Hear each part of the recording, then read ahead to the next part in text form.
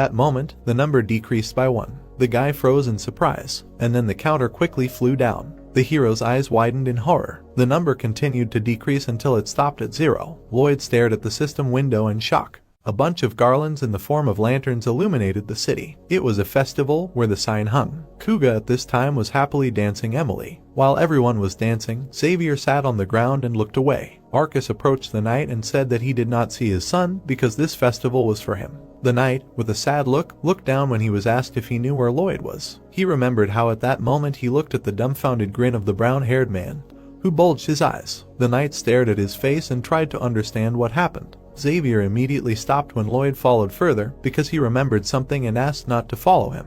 The knight added that soon there would be a welcoming festival for him. The protagonist lowered his head and said that perhaps they would never be able to hold a festival again. Xavier stared at him intently. Now Arcus looked at the knight's sad grin. At this moment, the brown-haired man quickly walked along the forest path. Xavier slightly opened his mouth and began to suggest theories, saying that he was busy with urgent matters. The protagonist at this time had already gone far into the mountains and was trying to catch his breath near a tree. The knight with a piercing gaze under the glow of light looked at Arcus and said that the festival must continue. The father of the family looked at the knight in bewilderment. The brown-haired man at this time frowned bloodthirstily and wanted to summon a spoiler of the future. A system notification popped up that it was a spoiler of the future because by consuming points, he could see scenes of the future that could completely change history. Points were required for 3 spoilers 80 and he had more than 1,000 available. He immediately angrily punched the consent to use the glasses because there was no need to ask obvious things. Suddenly, he found himself in a black space. He looked back and saw his double,